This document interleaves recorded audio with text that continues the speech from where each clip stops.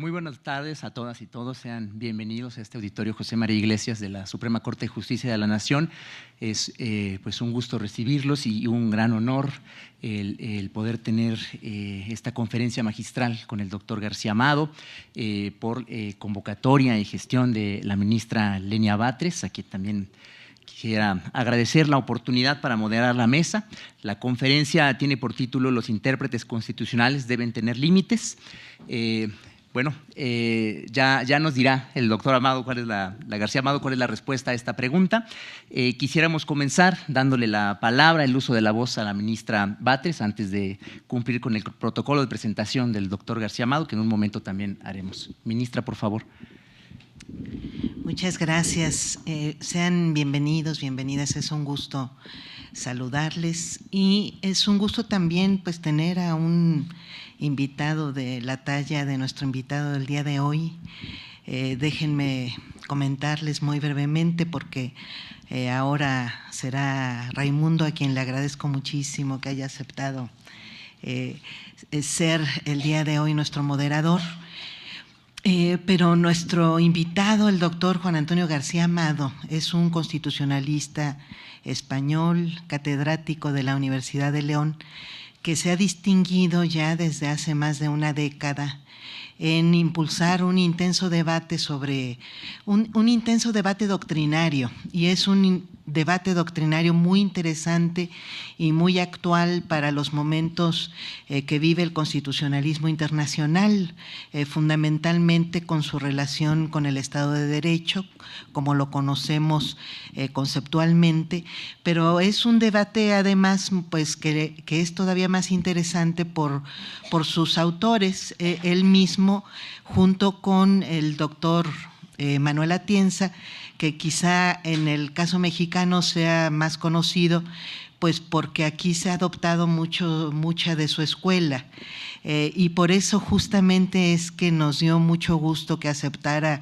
esta invitación, porque parte de esa escuela se ha ido adoptando de manera, digamos que acrítica, y claro, partiendo de que finalmente se trata de un constitucionalista progresista que impulsa la democracia, entre otros valores constitucionales, no deja ver una riqueza del debate más fuerte, que es justamente lo que nosotros queríamos destacar el día de hoy, que es pues muy particularmente para efectos pues de esta Suprema Corte y de los debates jurídicos que impulsamos en la Corte, muy específicamente con relación a la interpretación constitucional y lo que algunos creemos pues que debe tener límites, y justamente porque parte del debate que ha impulsado el doctor García Amado con Manuel Atienza tiene que ver sobre esos límites,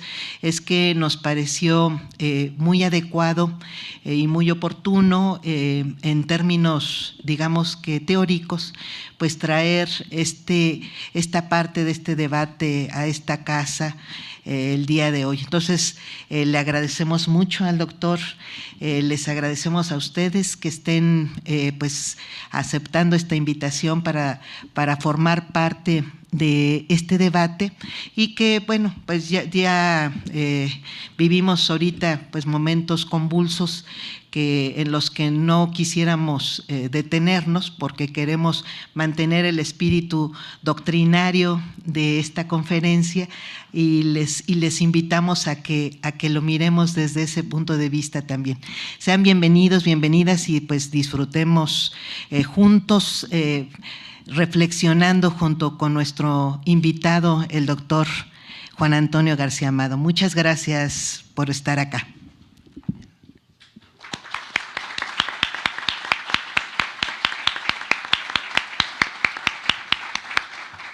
Muchas gracias, ministra Batres. Con su permiso, daré lectura a la semblanza, una breve semblanza curricular del doctor García Amado. Juan Antonio García Amado, licenciado en Derecho y doctor en Derecho por la Universidad de Oviedo, con premio extraordinario, catedrático de Filosofía del Derecho de la Universidad de León desde 1994, de 1996 a 2006, director del Departamento de Derecho Público Básico de la Universidad de León, estancias de investigación en las universidades de Múnich, Maguncia, Libre de Berlín, Aix-en-Provence y Florencia, ponente, conferenciante y profesor invitado en universidades e instituciones públicas de Colombia, Argentina, Ecuador, Panamá, Costa Rica, El Salvador, Nicaragua, Brasil, México, República Dominicana, Chile, Perú, Uruguay, Paraguay y otras. En Europa, en Bruselas, Frankfurt am Main o Trento. Ha impartido conferencias y cursos en casi todas las universidades españolas y en diversos tipos de instituciones públicas y entidades privadas. Profesor de doctorado y máster en numerosas universidades españolas y latinoamericanas. Investigador principal en 7 proyectos de investigación financiados por el Ministerio de Educación, la Junta de Castilla y León, la Junta General del Principado de Asturias, la Generalitat de Cataluña y otras.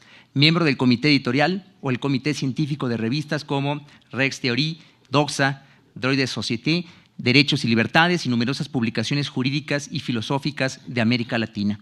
Si me permite, ministra, doctor García Amado, quisiera leer un breve párrafo de un texto que usted recientemente compartió en redes sociales y en su blog, un texto que, según nos cuenta, pues usted escribió en 2008 y que pues recientemente lo ha compartido y que precisamente pues viene a colación porque es un texto que se refiere a los derechos humanos en América Latina, ¿no? Es un párrafo muy pequeño, pero me parece a mí que pues nos da luz de su pensamiento, ¿no? Dice: queda constituido el complejo académico judicial que se apropia de la Constitución al erigirse en su único guardián e intérprete exclusivo, que haya así la manera de hacer política sin someterse a las servidumbres de los partidos ni a los vaivenes de los electores, y que puede disfrazar de ciencia la ideología y de mandato constitucional la mera opinión particular sobre lo justo. Sea con esas palabras. Oye, Raimundo. Sí, ministra, por favor. Sí. Ya generó una expectativa fuerte aquí el doctor. Yo quisiera nada más comentarle, doctor, que aquí en este público tan pequeño hay gente muy interesante. Está con nosotros la consejera jurídica del Ejecutivo Federal, a quien le agradezco la invitación que haya aceptado. Está con nosotros el diputado Juan Hugo de la Rosa. Muchas gracias. Está la consejera de la Judicatura Federal, Celia Maya. Está también, bueno, hay varios magistrados y magistradas: Larisa Ortiz, Eduardo Méndez, Claudia Nogales, híjole, estoy yo terrible. Bueno, varios amigos magistrados y magistradas. Ay, me disculpo por no estarme acordando los nombres de todas, tanto del Tribunal Federal de Justicia Administrativa como del Consejo de la Judicatura, como de los tribunales agrarios y de dónde más. Bueno, están varios abogados también de dependencias del Ejecutivo Federal. Y están abogados también de la Asociación Nacional de Abogados Democráticos, y me disculpo por ser tan, bueno, también de la Ciudad de México, por ser tan mala ahorita en este momento para acordarme de los nombres de todos, que debería acordarme de todos, porque los conozco personalmente. Les agradezco mucho y quería platicarle porque tiene usted un público selecto también esta tarde, ¿eh? Adelante. Bueno, doctor García Amado, con esta bienvenida, pues el micrófono es suyo, por favor. Muchas gracias, ministra, muchas gracias, estimado Raimundo, muchas gracias a ustedes que con su importancia, su relevancia social, jurídica y política ya me tienen cohibido. Gracias por el honor que me hacen al querer escucharme, por la deferencia que tienen con este humilde profesor. Bueno, antes de entrar en materia, yo debo hacer algunas consideraciones metodológicas. Y en realidad es un reclamo de clemencia lo que voy a plantear a ustedes y a quienes desde fuera de este salón también amablemente pues se tomen la molestia de escucharme. En primer lugar, yo claro que sí, agradezco, esto es lo primero, la invitación de la ministra, como no. Hace ya pues algunos meses, el tiempo pasa muy deprisa, nosotros manteníamos contacto por otros motivos académicos y la ministra amablemente me dijo que le gustaría invitarme cuando yo visitara la Ciudad de México. Yo le manifesté cuáles eran las fechas de esta visita, ratificó esa invitación, nos organizamos además con quienes también eran mis anfitriones, mis queridos amigos de la editorial Tirant Lo Blanc y de Tirant Formación, y bueno, y esto se pudo consumar felizmente para mí hasta que resultó que yo no sabía en qué lío me estaba metiendo, porque sin culpa de nadie, espero no ser víctima de una conspiración, pues los tiempos fueron estos, la situación es la que es, el debate político, jurídico, constitucional en México es importante, es intenso, es profundo y yo debo hacer dos consideraciones y también con eso apelo a su estima. Una consideración es que le debo respeto a todos los amigos mexicanos y los tengo de todas las opiniones. Y yo estoy muy acostumbrado a debatir con tremenda contundencia, a todo lo que da, que diríamos coloquialmente, con colegas que piensan distinto en muchos asuntos, pero siempre piensen en mi querido amigo Manuel Atienza, que ya ha salido aquí a relucir. Siempre culminamos nuestros debates y a veces la gente dice, no, ya van a llegar a las manos, ya solo falta que se digan la última cosa y ya se matan. Siempre terminamos con un abrazo y yéndonos a cenar o a comer, a ser posible, solos para criticar a los que nos escuchaban y esperaban que nos matáramos, ¿no? Entonces, yo creo en el debate. Yo creo que el debate es democracia y que además la ciencia, sea ciencia social, ciencia pura o ciencia jurídica, avanza en el debate y en la confrontación. Donde no hubiera personas que pensaran distinto de cómo pienso yo, de cómo piensa cualquiera de ustedes, viviríamos en un mundo distópico. Viviríamos en 1984, viviríamos en aquella novela de Fahrenheit, viviríamos en el Nosotros de Samiati, viviríamos en tantas situaciones de esas que ninguno de nosotros querría que le tocasen a sus hijos y, por tanto, para que nuestros hijos, yo ya debería decir nietos, pero oiga, no se apresuren tanto que tengo una hija de 17 años, aquí donde me ven. Bueno, pues ninguno de nosotros querría para que sus hijos vivieran en un mundo de pensamiento único, de discurso único, y ni siquiera en un mundo donde predominaran sin discusión posible nuestros ideales morales, sociales, políticos, etc. Todo esto tan bonito es para decir que yo no debo tomar partido en las discusiones que ustedes tienen y que son suyas. Porque, además, si lo hiciera, cometería un error que, como lo he cometido tantas veces ya, pues ya me encuentran escarmentado, soy gato escaldado, que es que dirían, y no sin razón, este español a qué viene a decirnos a nosotros lo que tenemos que hacer. Aquí dirían lo de gachupín, creo, o algo por el estilo, ¿no? Entonces tengo que cuidarme, pero tampoco crean que me voy a dedicar a hablar nada más que de la ética de Aristóteles, no. Pero yo no puedo dejar de dar mis opiniones sobre las cuestiones teóricas que puedan venir al caso para el tema que nos convoca y que es este de si hay límites a la interpretación constitucional. Decimos derecho, decimos constitución, naturalmente decimos Estado, decimos política, decimos democracia deliberativa, decimos derechos, decimos muchas cosas, y es imposible ser en todo neutral cuando uno se toma en serio su profesión de teórico del derecho, por cuanto que de algo de lo que estoy muy convencido es que el derecho también es política, sin que eso degrade para nada su naturaleza, si acaso la ennoblece, y que la teoría del derecho no es teoría de un ser puro o de un ente estratosférico, sino que la teoría del derecho es teoría de un objeto que es político también.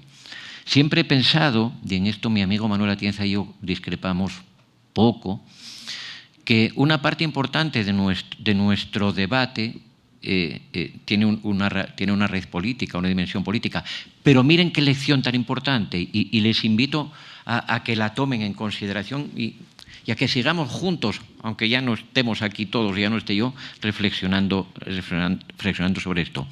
Manuel Atienza y yo discrepamos sobre las mejores soluciones jurídicas para alcanzar ideales políticos que compartimos. Para alcanzar ideales políticos que compartimos. Nuestras diferencias en cuanto al modelo de sociedad, de justicia social, de Estado, de derechos, que nos agrada, nuestras diferencias son nimias, son escasísimas. Solo que él piensa que determinado modo de entender el derecho, la Constitución y la práctica de los tribunales es mejor vía para eso, y yo pienso que es mejor camino la vía contraria. Es como si de pronto todos queremos irnos, ¿a dónde diríamos? A Zacatecas desde aquí, y no sabemos por dónde se va, y unos dicen por allá y otros por allá, con buena intención ambos, pero en realidad a ciegas los dos, porque el camino propiamente ninguno lo conoce. Por tanto, esto también abunda en lo mismo, en que es más lo que nos une que lo que nos separa, mientras creamos en la democracia, mientras creamos en la libertad, mientras creamos también en los derechos sociales y mientras creamos en todo ese modelo que llamamos con ese nombre tan bonito y que representa una conquista civilizatoria, que llamamos Estado constitucional, democrático y social de derecho, que ese es el rótulo que al Estado de mi país, la Constitución de mi país le pone. O sea, que vive la discrepancia. Hasta aquí parece todo optimista por mi parte en este preámbulo que ya va largo, pero ahora tengo que decepcionarlos un poco más. Yo soy pesimista. Yo soy pesimista sobre la marcha del mundo. Yo no sé si vamos a ganar por ponernos nombres a los de estas corrientes doctrinales, los positivistas o los principialistas, en lo que es la discusión teórica en derecho y sobre las constituciones. A mí lo que me parece es que el mundo va bastante mal. Y a veces pienso, esto de ir haciéndose un poco viejito tampoco tiene tantos inconvenientes. No envidio tanto a los que vean lo que ha de venir si mis negros presagios se confirman.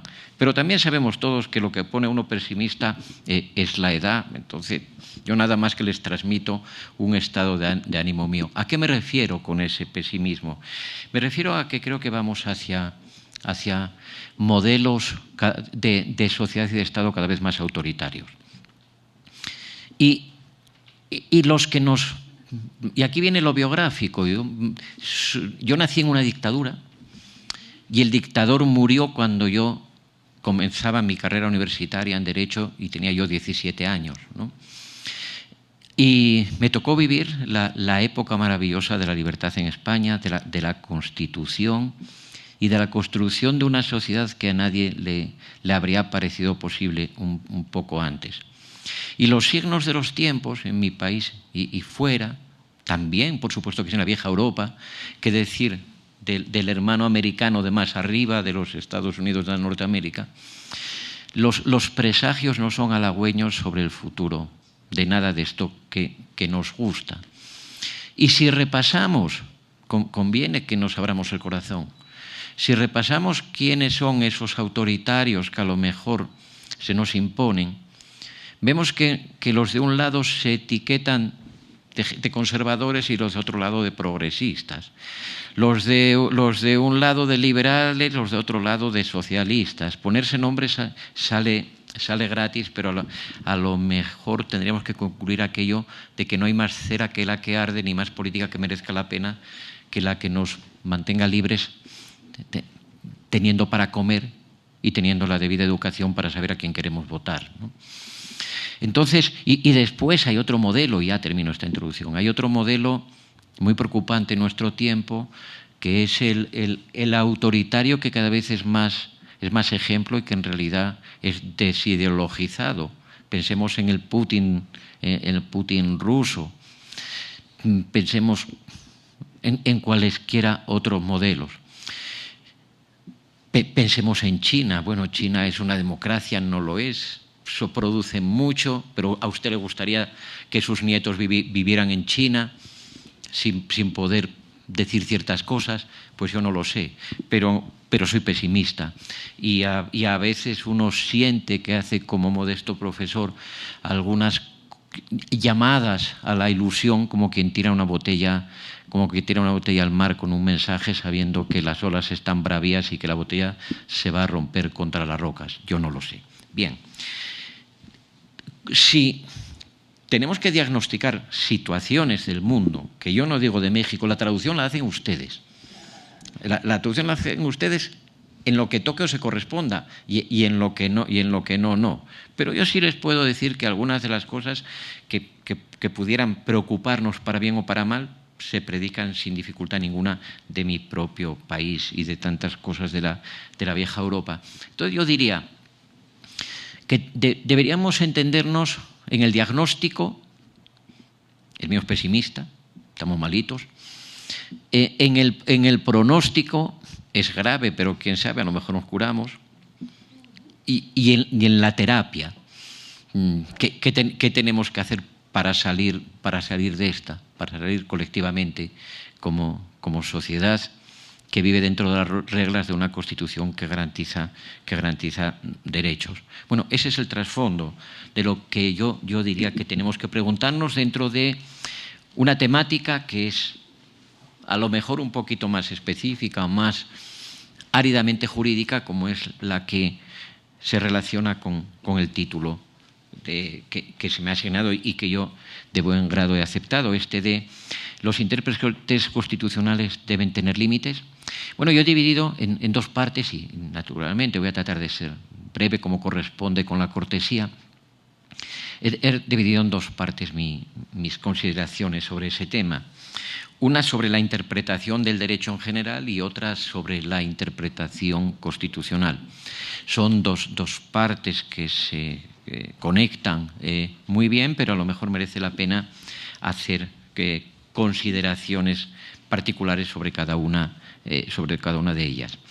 Entonces, aplicamos el título no a la Constitución, sino al derecho en general. ¿Hay límites a la interpretación de las normas jurídicas? Aquí les propongo esquemáticamente un enfoque conceptual, un enfoque práctico y un enfoque histórico. Vamos allá con esto y hagámoslo claro. Conceptualmente, la interpretación de una norma jurídica tiene límites, por supuesto.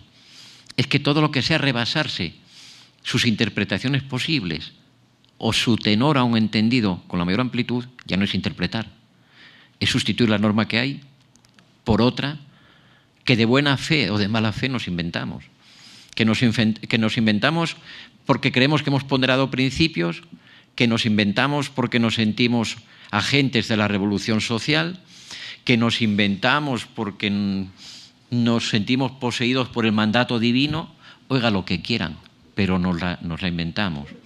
Si encontramos una norma sencillita por ahí en alguna ley que dice que prohibido plantar árboles a menos de 5 metros del borde exterior de las carreteras, pues tenemos un problema, que es que la palabra árbol tiene ese halo de indeterminación. ¿Por qué? Porque no sabemos si a efectos de esa norma un bonsái es un árbol o no lo es. Depende de cómo interpretemos. No sabemos si un arbusto grandote pasa a árbol o sigue siendo arbusto como cosa distinta del árbol. Un rosal bien grande allí. Si alguien pone un árbol de plástico o la escultura de un árbol, ¿eso es un árbol a efectos de la prohibición normativa o no lo es? Depende de cómo lo interpretemos. Pero lo que está claro es que si alguien sienta allí a mi suegra a ver los autos pasar, mi suegra no es un árbol. Quien aplique la prohibición a mi suegra, y perdón por la broma, pero donde digo mi suegra o mi suegro, es que mi suegro no vive, no es lenguaje de género sesgado, pero si no lo podría poner a él, pero pobre hombre, que en paz descanse, ¿no? Entonces, si consideramos que colocar un libro está prohibido por la norma que prohíbe plantar árboles, que sentar ahí a una persona está prohibido por la norma que prohíbe plantar árboles, estamos haciendo algo que ya no podemos llamar interpretación. Si nos tomamos en serio la interpretación, si mi esposa me dice, y me lo dice siempre, tráeme un regalo bonito de México, pero si me dijera, por ejemplo, tráeme como regalo un bolso y yo le llevo un perfume y le digo, aquí tienes el regalo que me pediste, ¿qué replicará ella? Ese no es el regalo que yo te pedí. Si yo le digo, te estoy cumpliendo estrictamente con lo pedido, ella dirá, no, yo te pedí un bolso y a ver por qué arte de magia verbal me conviertes tú el perfume en bolso. Y yo le digo, es que el perfume es más bonito que el bolso. Y dice, lo será, pero no es un bolso. Es que te hace más falta un perfume que un bolso. Será, pero no es un bolso. Es que para nuestra economía es mejor que te regale un perfume que un bolso, porque sale más barato. El principio, a todo esto le podemos poner nombre de principio, el principio de economía familiar. Dice, pues ni economía familiar ni tu tía, me dirá mi esposa, tú no me has cumplido lo que te pedí, si es que a eso le damos valor de norma. Bueno, lo mismo pasa con la interpretación. Entonces, cuando uno se sale de la norma buena o mala, de la que hizo nuestro legislador o de la que hizo el otro, porque la teoría tiene que ser la misma, haga la norma quien la haga, ¿de acuerdo? Entonces, cuando uno se sale de la norma, no interpreta. Hace otras operaciones que en derecho pueden recibir distintos juicios y que pueden ser acordes con lo que la Constitución permite a los operadores jurídicos o no. Pero los positivistas tendemos a pensar que no. Mientras que estos amigos que llamamos principialistas tienden a creer que sí. Pero en cualquier caso habría que matizar. ¿Qué ocurre con la interpretación? Falta claridad conceptual. Estamos en esta primera parte conceptual. ¿Por qué? Porque dentro del respeto absoluto y el cariño personal que tengo a los autores que voy a citar, que es grande mi respeto y mi afecto, nos hemos acostumbrado a que desde escuelas como la de la grandiosa Escuela de Pensamiento Jurídico de Alicante, Manuel Atienza, Ruiz Manero y compañía, o desde la Escuela de Kiel, la Escuela de Robert Alexy, se nos dice una de estas dos cosas. Mire, cuando merece la pena, cuando hay buenas razones para saltarse la norma, si usted tiene una buena disculpa para saltársela, buenas razones para decidir, ya diciendo que cumplió con el perfume cuando en realidad lo que le encargaron fue un bolso, a eso llámelo interpretación también. Porque toda decisión normativa que arranque de una norma, aunque sea para vulnerarla, es interpretación cuando tiene buenas razones de fondo. Bueno, eso nos deforma el concepto de interpretación. Y tenemos a la que ha sido la doctrina más importante para forjar este que se llama neoconstitucionalismo, sin duda ninguna, la teoría de Robert Alexy, por eso hablaba de la Escuela de Kiel, que nos dice las normas en lo que dicen, sean las de la Constitución en lo que la Constitución dice, sean las de la ley en lo que la ley dice, sea la del reglamento de jardines de Ciudad de México en lo que el reglamento dice, las normas obligan, en principio, prima facie, a falta de razones de mucho peso para decidir lo contrario. Y lo que podemos utilizar, lo que podemos ponderar contra lo que la norma dice, es un principio. Y principios los hay de todos los colores, y principios los hay para todos los gustos. De modo que sería, según esta visión, es conforme a derecho, es conforme incluso con la Constitución, decidir en contra de lo que dice la propia Constitución. Bueno, esto lo planteo no desde un punto de vista político, o al menos todavía, sino como un problema conceptual. Si no nos ponemos de acuerdo en qué significa interpretación, No podemos contestar con un mínimo sentido a si tiene límites o no la interpretación jurídica. Porque si interpretar es cualquier cosa, entonces interpretar no es nada. Prescindamos del concepto. Segunda dimensión sobre la interpretación en general. El aspecto práctico. Es que la interpretación es inevitable. Dice, yo voy a hacer un derecho que no se interprete. Yo voy a prohibir las interpretaciones. Bueno, eso es como prohibir que llueva. Eso es como prohibir que llueva. O eso es como prohibir las mareas. O eso es como decir, voy a construir una sociedad donde no haya gente mala. ¿Va a matar a todos los malos o qué? Es imposible. Entonces, es que la necesidad de interpretar es inherente a la indeterminación del lenguaje mismo en que nos expresamos. Fíjense, permítame que vuelva al ejemplo trivial del regalo para mi pareja y el bolso. Si ella me pide un bolso, yo me tomo eso como una norma, estamos haciendo analogías, ¿verdad? Si ella me pide un bolso, yo sé que un perfume no es un bolso. Ahora bien, si yo voy todo contento a comprarle el bolso en el duty free, me voy a encontrar con una serie de problemas que son interpretativos. ¿Qué cosas son bolsos y cuáles no lo son? Una mochila muy bonita pero que no se lleva del asa, sino que se lleva a la espalda, ¿es un bolso o es una mochila? ¿O es un bolso mochila y lo arreglo así? Una bolsa de playa, diríamos en España, espero que la terminología más o menos se vaya correspondiendo, una bolsa de playa que no es un bolso elegante, en España dirían un bolso de vestir, sino que es una bolsa donde uno mete la toalla cuando va a la playa. ¿Una bolsa es un bolso a efectos de lo que mi mujer me pidió o no lo es? Oiga, pues depende de cómo interprete usted bolso.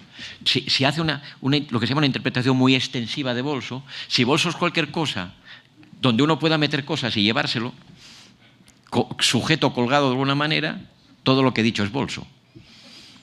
Si bolso es prenda elegante de piel, color serio y no sé qué cosas, entonces nada de lo que he dicho es bolso.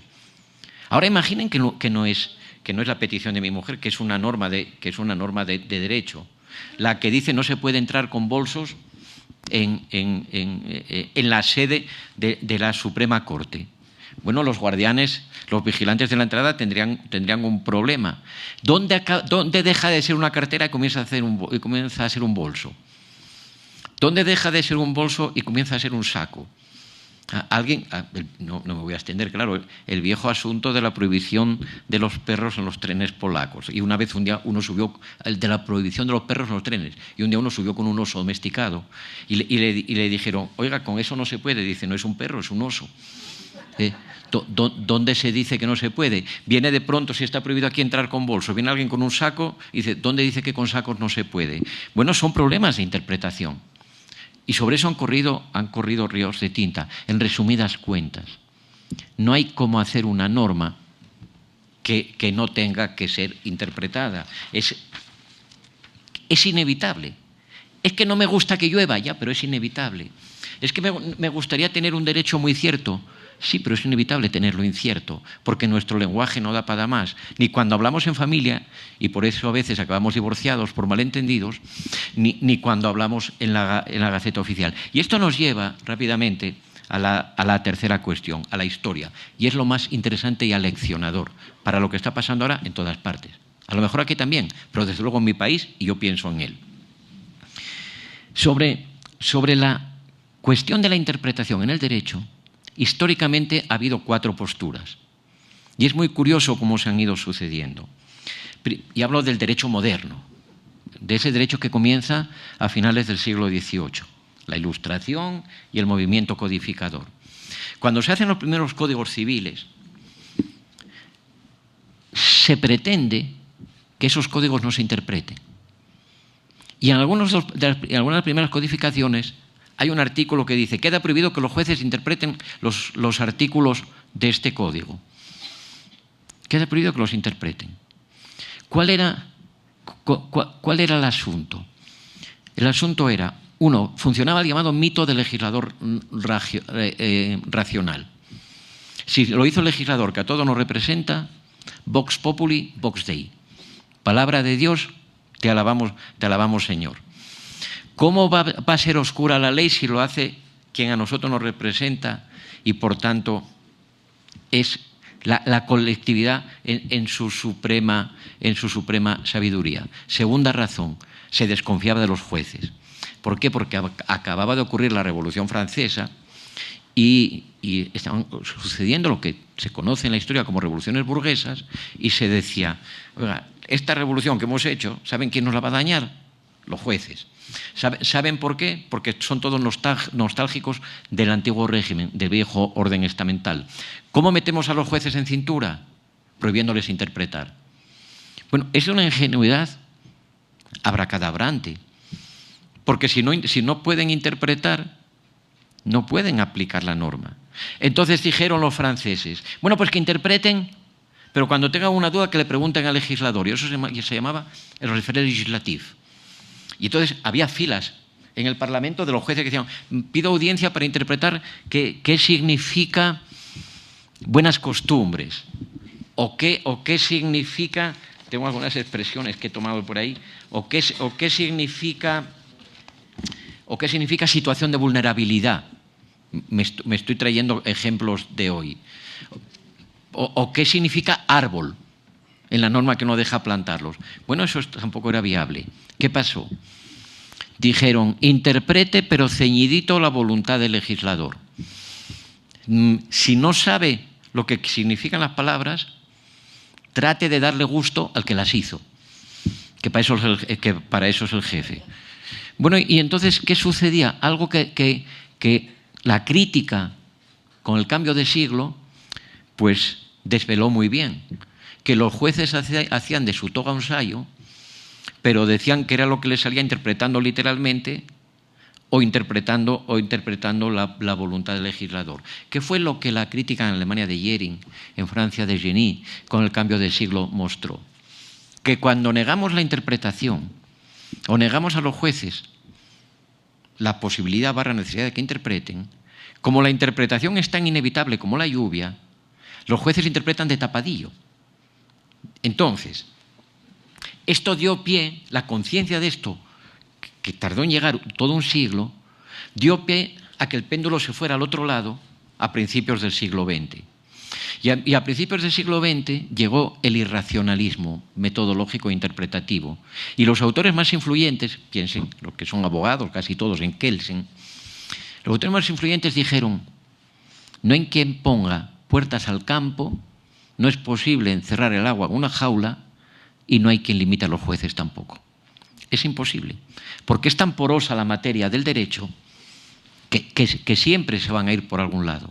Y entonces, frente a aquel hiperracionalismo optimista anterior, no, a los jueces los controlamos muy fácil, diciéndoles que no interpreten, vino el pesimismo absoluto de toda la doctrina que dominó en Europa en el primer tercio del siglo en estas materias. Y dijeron, no hay como atar a los jueces en cuanto a los márgenes de decisión libre, se dice discrecional, que la norma les deja. Y decía Kelsen, y decían muchos, miren, al juez, ¿cómo le decían que primero? Al juez de circuito, al juez municipal, no sé cómo le dirán, al juez local, todavía porque tiene encima al otro que le puede casar la sentencia.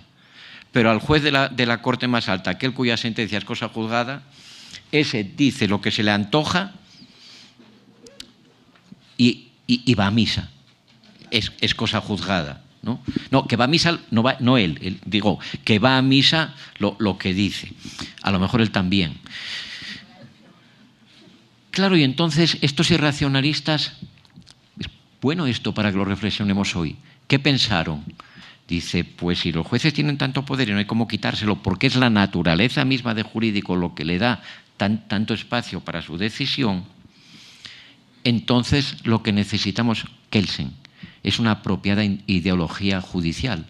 Hay que imbuir a los jueces en las facultades a los estudiantes de Derecho que mañana van a ser jueces, en las facultades de Derecho y en la cultura jurídica en general, hay que imbuirlos de la convicción de que ellos están vinculados a la ley, al derecho positivo en lo que éste esté claro.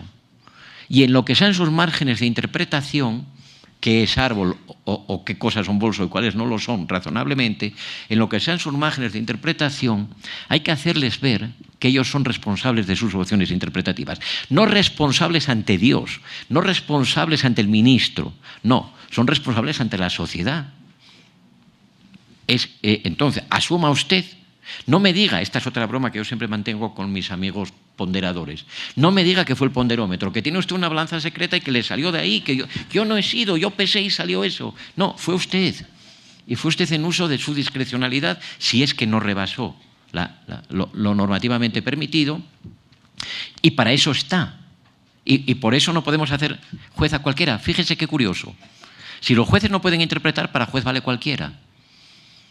En el siglo XIX no eran muy fuertes las exigencias para ser juez, porque decían, no, que decida al pie de la letra y con que sepa leer, ya conoce la letra.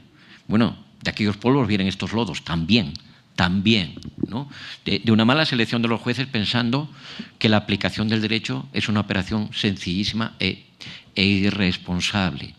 Entonces, si tienen poder, porque no hay otra, si ejercen discrecionalidad, es otra manera de llamar lo mismo. Y si todo eso se debe a que aun con el legislador más esforzado y capaz, el derecho es poroso, porque no se sabe exactamente qué es un árbol, y no puede uno definir en cada artículo no puede tener 1000 páginas de definiciones, bueno, pues entonces, a ver cómo enseñamos a los jueces a hacer bien su trabajo, es decir, a asumir la responsabilidad en lo que son libres y a plegarse a la disciplina en lo que están atados. Claro, ahí a lo mejor muchos de ustedes tienen razón. No les voy a dar la razón del todo, pero a lo mejor en alguna cosa sí. Nuestras facultades, en los últimos decenios, han oído los muros de nuestras facultades de Derecho, han oído miles y miles de veces frases como esta. Ya no vivimos en el estado de la legalidad, sino en el estado de los principios. El juez ya no está atado a la ley, sino atado a la justicia. El juez no es servidor del legislador, sino sacerdote de la justicia. Bueno, antes dije, de aquellos polvos vienen estos lodos, y de estos polvos ahora viene más lodo todavía, con lo cual no hacemos más que emborronar la situación. Entonces, ven, ya tenemos a los principios. Al principio no hace falta interpretar, vale para juez cualquiera. Mal. Después, el juez puede hacer lo que le dé la gana. Bueno, tampoco. Les dije, buscaron los autores más perspicaces soluciones. Kelsen dijo, ideología, convénzalos. Los de la Escuela de Derecho Libre dijeron, el problema está en la selección de los jueces. Hay que seleccionar para jueces a los mejores. Hay que seleccionar para jueces a los mejores, a los más capaces. Hay que seleccionar para jueces a los mejores en un doble sentido. Los más íntegros y los técnicamente más expertos. Y por eso decía por ejemplo, un autor llamado Fuchs, no puede ser juez nadie que no haya sido abogado litigante al menos 20 años. ¿Por qué? Porque es el que sabe lo que cuestan las cosas. Es el que conoce el drama que cada litigio encierra. Porque es muy fácil ser un jovenzuelo juez y resolver en derecho de familia y decir el niño para el papá o el niño para la mamá. Ya, pero si usted ha sido abogado de familia 20 años, se da cuenta que la gente llora. Y se da cuenta que no es una cuestión meramente legal, sino que también hay una dimensión humana que solo la experiencia ayuda a conocer. Bueno, y como éramos pocos, perdónenme por esta expresión castiza, como éramos pocos, parió la abuela. Porque llegó la tercera solución y aumenta el desconcierto. Llegaron los alemanes después de la Segunda Guerra Mundial, llegaron los de una corriente que se llamaba la jurisprudencia de valores y dijeron, mire, lo de interpretar en realidad tiene poquita importancia. ¿Saben por qué? Porque el derecho no está en lo que las normas dicen, sino en algo que hay por debajo de las normas y que se llaman valores. La naturaleza última del derecho no es específica, lo jurídico como una cosa aparte. La naturaleza última del derecho es moral. Y por eso un autor, hubo una sentencia del 59 muy importante en la jurisprudencia constitucional alemana. Y hubo un autor también muy conocido que en ese año 59 dijo lo siguiente, y ellos hablaban de la Constitución ahí. Dijo, la Constitución es un orden objetivo de valores. La Constitución es un orden objetivo de valores. Si usted toma a un ciudadano cualquiera y le pregunta ¿la Constitución qué es? Dice, un texto muy importante. Doctor, yo sé que la Constitución es un texto muy importante. Y si usted quiere conocer la Constitución, ¿qué hace? Pues la leo, ¿qué voy a hacer? Bueno, si usted es de la jurisprudencia de valores, dice, no, léala, ¿para qué? Le da alguna pista, pero al leerla no se va a enterar del todo, porque la Constitución es algo que está mucho más... La Constitución de verdad es la Constitución material o sustantiva y es algo que está mucho más al fondo, mucho más abajo, que son esos valores. Claro, eso tuvo unos efectos tremendos. Solamente les menciono este asunto. Si la Constitución no es un texto con sus significados o interpretaciones posibles, sino si la Constitución son valores y principios derivados de esos valores, ¿cómo se hace el control de constitucionalidad? El control de constitucionalidad, si la Constitución es un texto con distintos significados, el control de constitucionalidad se hace mirando si la ley que controlamos contradice o no en su decir lo que dice la Constitución. Pero si la Constitución son valores, el control de constitucionalidad se hace viendo si la norma legal que controlamos es justa o injusta, es compatible o incompatible con el valor dignidad, o con el valor solidaridad, o con el principio de felicidad humana, que algún tribunal constitucional concretamente el brasileño también ha utilizado. Cambiamos la naturaleza del derecho y cambiamos la naturaleza del problema. No, pues interpretar ya no hace falta, lo que hace falta es razonar moralmente porque la naturaleza del derecho es moral. Bueno, y en medio de todo esto, pues, ¿qué pasó? Que hubo también quienes dijeron, miren, asumamos que el derecho es un texto dotado de cierta autoridad, que ese texto nunca es del todo preciso, que por tanto la interpretación es inevitable y hagamos dos cosas para atenuar en lo posible el uso arbitrario que de esas facultades los jueces puedan hacer. Uno, seleccionemos a los jueces mejores. Dos, organicemos una carrera judicial que los haga muy independientes.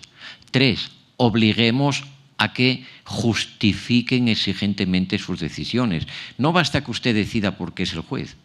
Ahora tiene que explicar a la sociedad, en la motivación de su sentencia, por qué decidió así. Bueno, podríamos concluir, y abrevio, que me estoy extendiendo mucho, les pido disculpas por eso. Podríamos concluir que hay posturas que llevan al desastre. No que lo provocan o que lo causan, pero que no ayudan a que manejemos el derecho como una técnica eficiente y que manejemos los poderes de los operadores jurídicos y de los jueces como algo controlable. No ayuda el pensar que no hay que interpretar. Es inevitable, lo siento. No ayuda el pensar que no hay más que política o que no hay más que moral. No, el derecho ha de tener una especificidad si es que vamos a tener derechos. Si el derecho puede ser cualquier cosa, el derecho no es nada. Será poder, será la ley del más fuerte, será el estado de naturaleza. Pero no ayudan esas idealizaciones de lo jurídico, bien sea endiosando la ley, creyendo que es unívoca, bien sea revistiéndola de una supuesta moralidad y pensando que es perfecta en su justicia y que además los jueces son capaces de dar con eso. Bueno, todo esto se complica todavía más y voy más brevemente a la segunda parte. Todo esto se complica todavía más cuando ya vamos a la interpretación constitucional. Hasta aquí pretendía referirme a la interpretación de cualesquiera normas de cualquier nivel. Porque no nos hemos puesto de acuerdo para responder a esto. La Constitución, ¿qué es? Es que estamos mal. Cuando hay millones de constitucionalistas y no somos capaces de ponernos de acuerdo sobre la Constitución, ¿qué es? ¿Qué es un constitucionalista? Señor o señora que estudia una cosa que nadie sabe lo que es. Bueno, entonces forma parte de las ciencias esotéricas eso, ¿eh? Debería salir en los programas de misterio en televisión. ¿Por qué no hay manera de saber qué es? Porque unos dicen o decimos, ya lo he expresado aquí, la Constitución es un texto al que colectivamente le reconocemos una especial autoridad. La Constitución es la vida en sociedad, y creo que esta comparación que ahora voy a hacer no, es ilustrativa. La Constitución es la vida social y estatal, lo que el reglamento de fútbol a la práctica del fútbol. Dice lo que se puede hacer y lo que no. Dice lo que está permitido como jugada legal y válida y lo que está prohibido, lo que es sancionable como penalti, por ejemplo, o como fuera de juego, o como saque de banda. Entonces, si estamos de acuerdo en lo que es el reglamento de fútbol, ¿por qué no estamos de acuerdo en lo que es la Constitución? Si todos pensamos que el árbitro tiene que pitar, marcar las faltas y las eventualidades del juego con respeto al reglamento, ¿por qué llevan algunos teóricos tanto tiempo diciendo que los jueces no tienen que ser a esos efectos como árbitros? Claro, pero luego llegó la segunda parte. Ya Constitución en mano. En distintos lugares y por distintos móviles ideológicos, hubo grupos políticos que se dieron cuenta de esto. Dijeron, eureka. La actual teoría del derecho ha creado jueces que se manejan con mucha soltura, que se sienten muy libres, que no se consideran vinculados por la letra de la Constitución ni por sus interpretaciones posibles. Entonces, si tanto poder hemos dado a los jueces, ¿qué necesito yo? ¿Qué necesita mi partido? Que los jueces utilicen ese poder, pero a mi favor. Entonces, esa es la combinación perfecta. Jueces con mucho poder políticamente manejados. Jueces cuyo poder lo entiendan como delegación del soberano, como concesión del partido, y que sean serviles, que respeten la letra cuando el poder le conviene y que la trasciendan en nombre de los principios cuando al poder beneficia. Y con esto ya la invención se volvió absolutamente diabólica, porque ya no se criticó en sus resultados el activismo judicial o el principialismo, sino que estábamos de acuerdo o en contra según a quién favorecía. Jueces activistas, ultraprincipialistas, que favorecen a mi partido y entonces, bien, esa es la doctrina. Cambia la composición del tribunal y ahora ponderan en contra de mi partido. Ya, oiga, no, malditos, ¿por qué ponderaron? ¿Por qué no se atuvieron a la letra? Eso disuelve el derecho. Yo les voy a contar una anécdota. Y no la debería contar cuando esto se está retransmitiendo, pero espero que lo vea poca gente. Lo va a ver mucha. En el país hermano de Colombia tienen el tribunal más ponderador. Y bien, de acuerdo. Y han innovado mucho en derecho con eso. Y han extendido derechos sociales también, no digo yo que no, porque siempre es un arma de doble filo. La interpretación y como poder más amplio también la ponderación. Se puede usar, un cuchillo lo puedo utilizar para partir jamón o para matar a alguien. Lo primero está muy bien, lo segundo está muy mal, y es el mismo cuchillo. Bien, ponderaban y ponderaban hasta que llegó a la Corte Constitucional el mejor ponderador que podían soñar. Un señor llamado Carlos Bernal, que se formó con Robert Alexy en Alemania y que tiene el mejor libro que se ha escrito nunca sobre el principio de proporcionalidad de la ponderación, que es su tesis doctoral. Y llegó el que sabía ponderar y empezó a ponderar y dijeron, ¡no! Que no pondere más. No nos gusta la ponderación. ¿Saben qué pasaba? Que Carlos Bernal es conservador. Y entonces les salían sentencias conservadoras ponderando. Y todos los que defendían la ponderación decían, no, así no es. Oiga, pero si lo ha hecho el que más sabe, será, ¿no? Miren cómo aplica el test de idoneidad, el de necesidad y el de proporcionalidad en sentido estricto. Que no, que se equivoca. ¿Se equivocaba? No, simplemente no les daba gusto en su ideología. Igual que los otros no daban gusto a los de la ideología contraria. ¿Qué tenemos? En resumidas cuentas, una politización del derecho que destruye lo jurídico. Y eso, unos por otros y la casa sin barrer. No es un problema de izquierdas y derechas, porque cada uno ha tratado de tirar para lo suyo.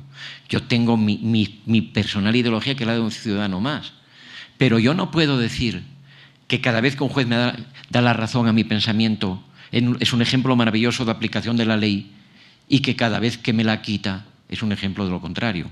Pero eso es lo que está pasando en mi país ahora. En mi país ahora, todo lo que los jueces hagan, cada vez que un juez imputa a un pariente del gobierno, aplaude la oposición. Cada vez que un juez imputa a un pariente de la oposición, aplaude el gobierno. ¿Y saben qué es lo que no les importa ya nada ni a unos ni a otros? ¿Qué es lo que dice la ley? ¿O cuál es la base legal, jurisprudencial, etcétera, de la imputación? Bueno, eso es el fin del Estado de Derecho. Eso es el fin. Entonces, yo diría, ¿por qué es el fin? Ilustrándolo un poco más, aunque creo que no es necesario. Porque cuando se llega a un judicialismo tan grande, los jueces que hacen control de constitucionalidad pueden declarar constitucional la ley que más claramente va contra la Constitución y pueden declarar inconstitucional la ley que indudablemente no la vulnera. Es un mal uso de ese poder. ¿Mejoramos algo cuando controlamos a los jueces? Cuando ya no es la ideología del juez la que determina ese juicio de constitucionalidad o inconstitucionalidad, sino que es la dependencia de un partido, el que sea. No mejoramos nada. Si acaso empeoramos. Porque en la ideología de los jueces puede haber algo aleatorio. A ver qué nos toca en la corte el año que viene. A ver si me salen de acá o de allá. Pero si hay un determinismo, dejamos de creer en la Constitución. Eso está pasando en mi país en este momento. Yo no necesito ir a ningún sitio raro. Está pasando en mi país. En mi país, actualmente en todas las cuestiones de control de constitucionalidad, de juicio de constitucionalidad, que tienen alguna relevancia política, se sabe exactamente qué va a votar cada magistrado, ya se le dice así. Y no nos equivocamos nunca. Y el resultado es 7-5. Y ahora dígame esto, yo les hago la pregunta retadora de verdad, la incómoda, porque hasta ahora que bien nos sentíamos aquí unos con otros. Pero dígame esto, ¿importa quiénes son los 7 y quiénes son los 5? Si los 7 son de los nuestros, viva el Poder Judicial. Y si los 7 son de los otros, abajo el Poder Judicial. Si eso es lo que nos importa, nosotros no creemos en el Estado de Derecho. Y nosotros no creemos la Constitución. Y cuando limitamos la interpretación de la Constitución, no es para defender a la Constitución, es para beneficiarnos a nosotros. Y entonces, insisto, que no se me ocurre expresión mejor. Unos por otros, la casa sin barrer. Y puestos a hacer esas cosas, quizá es mejor ser como los rusos o como los chinos. Mire, deje de presumir, querida España, madre patria, si ahí va a ir a parar, deje de presumir de ser un Estado constitucional, democrático y social de derecho. Borre todas esas cosas de su Constitución. Diga, somos un Estado eficiente porque conseguimos que los 3 poderes del Estado, legislativo, ejecutivo y judicial, estén en manos del mismo grupo, del mismo partido, y por tanto, si pensamos que el ejercicio de pesos y contrapesos, de poderes y contrapoderes, es disfuncional o es un obstáculo para conseguir los resultados de la revolución, ya sea la revolución izquierdista, ya sea la revolución de Trump, porque estoy hablando de Trump. No se equivoquen, estoy hablando de Trump. Bueno, si pensamos que la separación de poderes, la independencia judicial, la inamovilidad de los jueces, la imparcialidad judicial y el criterio técnico dentro de los márgenes de la norma es un inconveniente, hablémoslo, pero llamemos a las cosas por su nombre. A mí me parece que si en mi país, y esto lo digo con suma tristeza, se hiciera un referéndum ahora mismo para decir, instauramos un sistema según el cual todo juez que impute al pariente de un miembro del partido mayoritario hay que sacarlo de la carrera judicial, a lo mejor ese referéndum salía que sí. Bueno, pues cada persona es responsable de su destino y cada sociedad, imagino yo, que sea responsable del suyo también.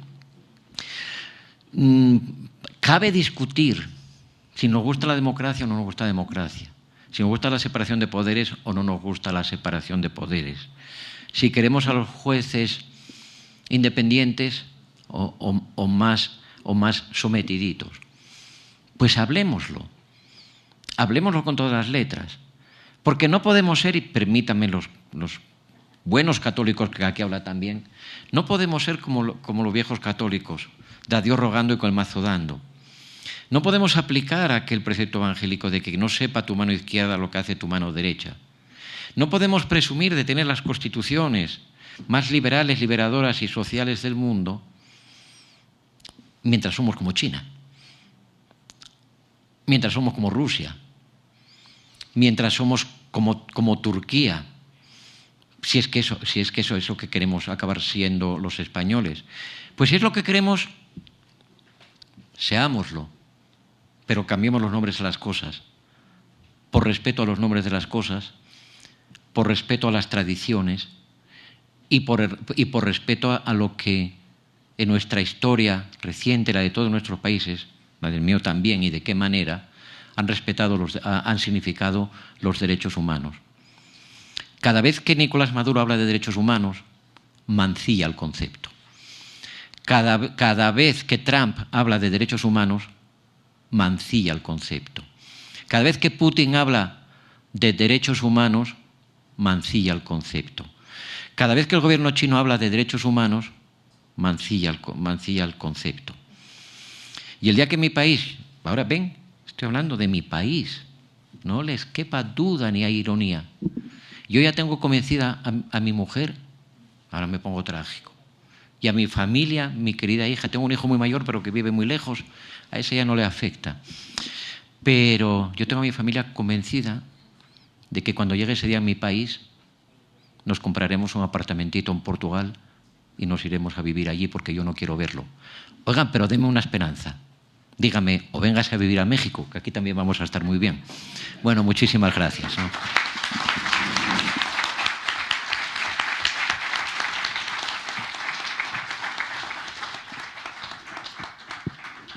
Muchas gracias, doctor García Amado. Ha hecho gala de su Sapientia Juris con una exposición clara y amena sobre la complejidad de la interpretación en general y particularmente de la interpretación constitucional, donde la técnica jurídica pues sucede y se ejerce en contextos políticos e ideológicos muy diversos, dejando abierto pues el horizonte de solución del diagnóstico y la amenaza que usted también nos enuncia, o el malestar al que usted se refiere, el fin del Estado de Derecho y la posible destrucción de la Constitución, ¿no?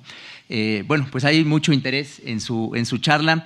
Doctor, tengo ya aquí algunas de las preguntas que amablemente nos han hecho llegar de aquí de nuestra audiencia. Me voy a permitir leerlas para que pueda usted atenderlas y por supuesto se las entregaremos también, ¿no? Pregunta Manuel Zamorano Escobar, ¿qué falta para hacer cumplir el artículo 1 constitucional en la interpretación para facilitar el mandato a los servidores públicos, esos derechos humanos? Hacer cumplir los derechos humanos haciendo cumplir el mandato a los servidores públicos de esos derechos humanos.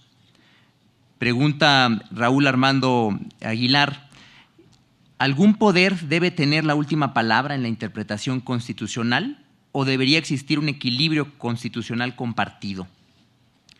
Un poquito despacio, despacio. Que no, Perdón, sí, doctor. No, sí, gracias. Pregunta Abdiel Salvador García.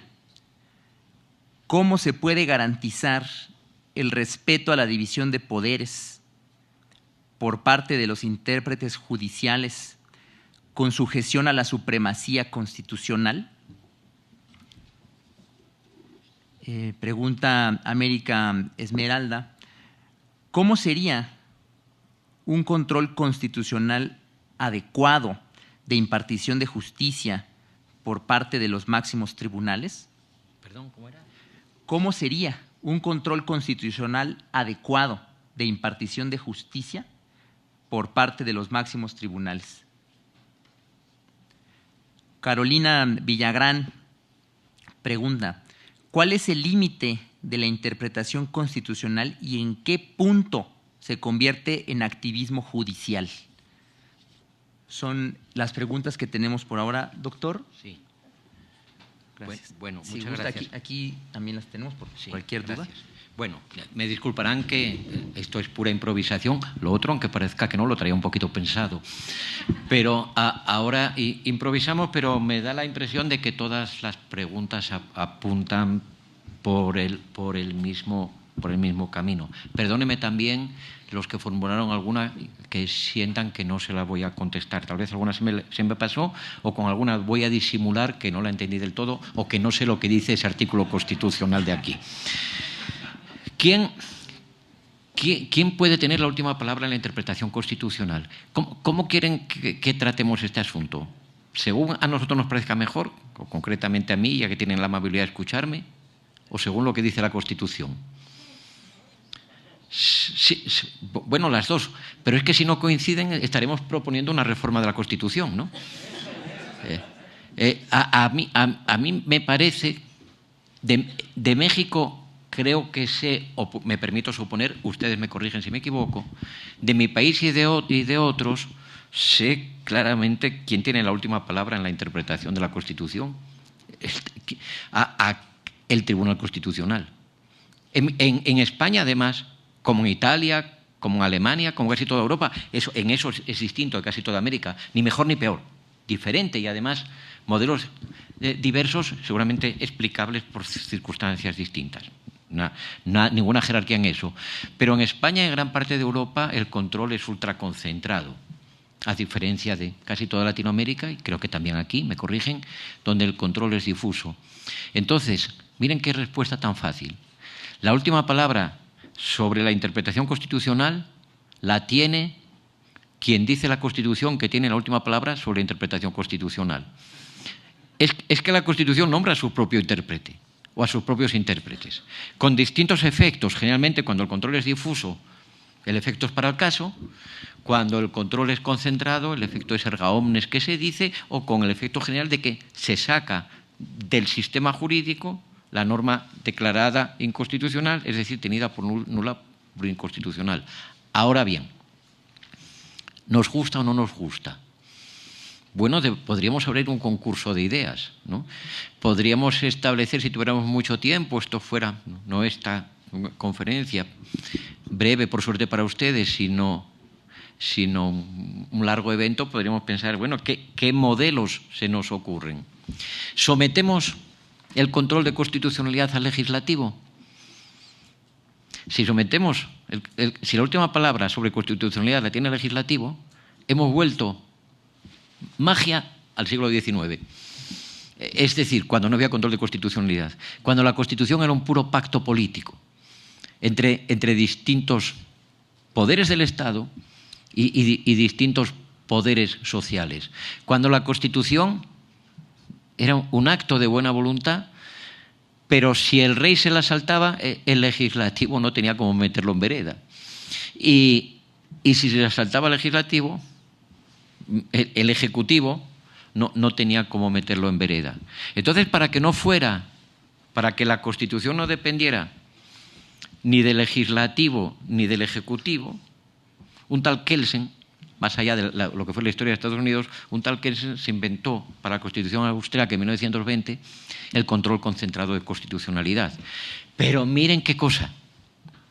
Es que estaría tan bueno que nos dieran una licencia de un año para repasar un poquito de historia de lo nuestro, del derecho. Fíjense, Kelsen inventa el primer tribunal constitucional del mundo de nuestro derecho continental.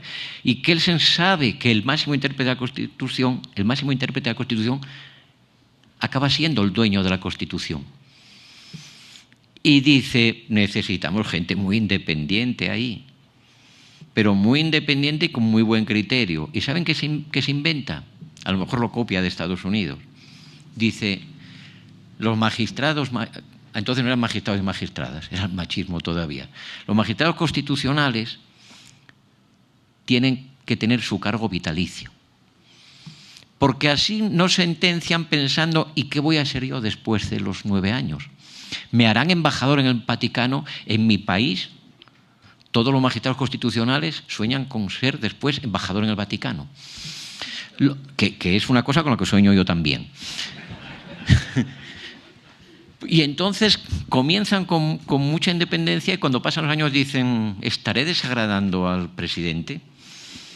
¿Será que si soy malo no me hacen embajador en el Vaticano? Kelsen dice, ala, pues toda la vida de magistrado. Y miren qué bonita la historia personal.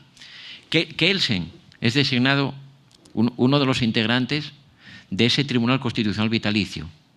Y cuando llega la ultraderecha, que llamaríamos ultraderecha, un gobierno fascistoide, o pronazi casi ya, allá por 1929-1930 Austria, ese gobierno dice, no podemos con este Tribunal Constitucional, hay que cambiarlo.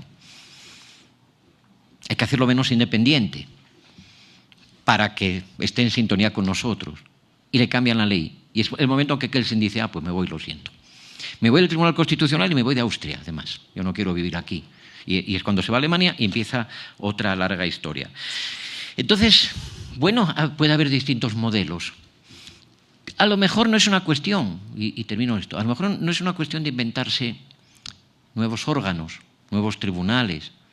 Quizá tenemos que regular mejor.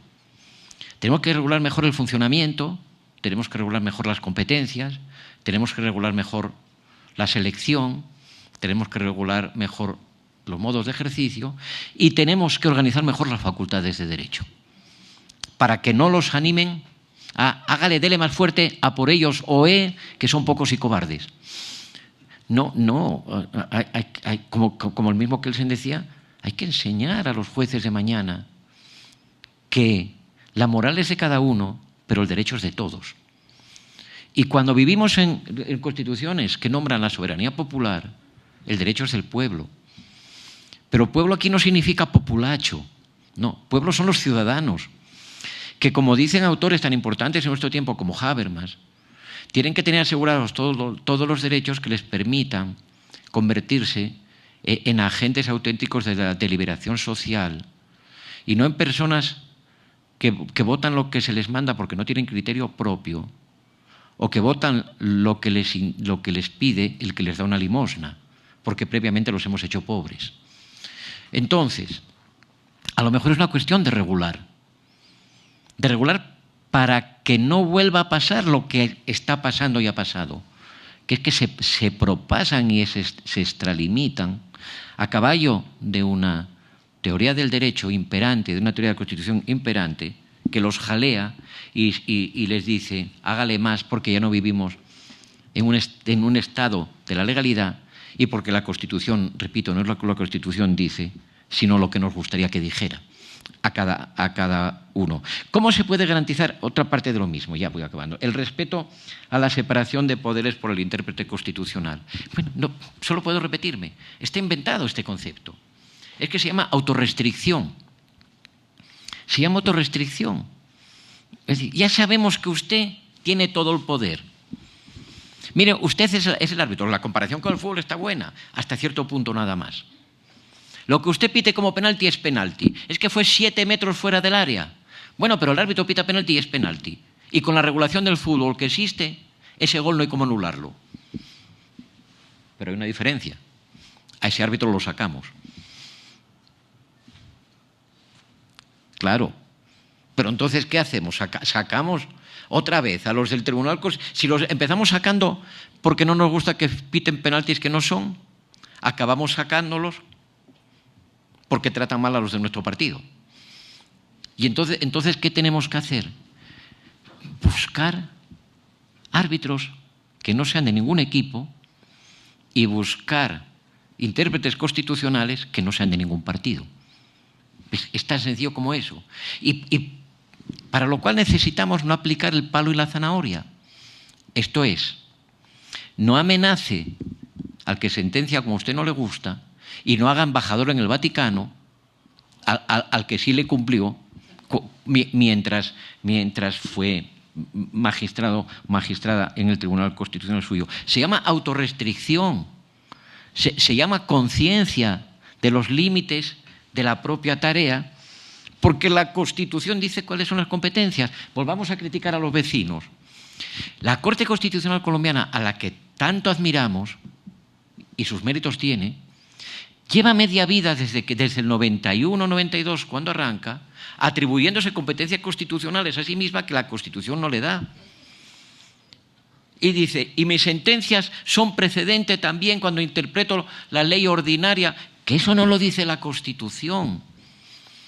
Y en el control de constitucionalidad, la Corte se atribuye competencias de control de constitucionalidad que la Constitución no le da, porque la Constitución dice, para bien o para mal, el control de constitucionalidad que hace en la ley de reforma constitucional la Corte solo es procedimental. Y la Corte dice, ¿cómo va a ser procedimental? ¿Pero usted quién se cree que soy yo? Procedimental y de fondo. Y entonces se lo hago, en nombre de una doctrina bien interesante, que es por otro lado, que es la doctrina de la sustitución constitucional. Bueno, es que si el árbitro no se restringe, los partidos se convierten en un caos. Y, lo que es peor, en las gradas va a haber batallas campales. Porque unos van a pitar al árbitro, otros lo van a aplaudir cuando incumple el reglamento y vamos a acabar a palos. Entonces, árbitro, autorrestríngase, aplica el reglamento.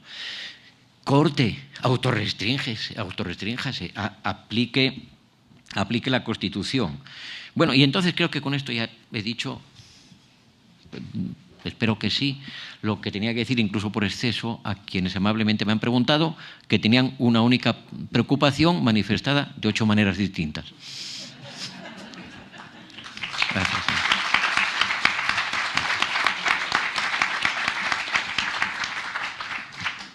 Ministra, doctor García Amado, tenemos otras preguntas, pero pues las podemos, si gusta, las podríamos leer y se las podemos también dejar para que pueda, porque incluso nos dejan su correo para que pueda también atenderlas. Usted me las pasa y yo le respondo sin cobrarles. Es broma, es broma. Muy bien, pues muchísimas gracias, doctor García Amado, por su conferencia, por esta plática que nos ha dado y nos ayuda pues a reflexionar los debates que tenemos el día de hoy en nuestro país en un contexto pues muy interesante, que todos conocemos y que seguramente lo que usted nos ha compartido el de hoy pues ayudará, brevará también a pues una mejor reflexión sobre los tiempos y los cambios que están sucediendo en nuestro país. Ministra, ¿quiere usted pues dar unas palabras finales para el cierre de la sesión? No, bueno, agradecerle mucho, doctor, su franqueza, su punto de vista y, por supuesto, pues esta opinión que nos ilustra, por supuesto, en un debate que en el caso nuestro pues está más vivo que nunca. Yo creo que forma parte de los elementos que estamos justamente decidiendo, no solamente opinando. En nuestro caso sí estamos ya en medio de un proceso de revisión muy intenso en el que, por supuesto, nosotros quisiéramos, muchos quisiéramos que fuéramos todas, ciudadanas plenas, opinando en el papel que debe cumplir este Poder Judicial en México para fortalecer un sistema democrático, para darle mucha vida, larga vida a un sistema democrático en nuestro país. Seguro que estas reflexiones van a contribuir para este debate. Muchas gracias, doctor, y muchas gracias a todas, a todos por estar esta tarde aquí en la Suprema Corte.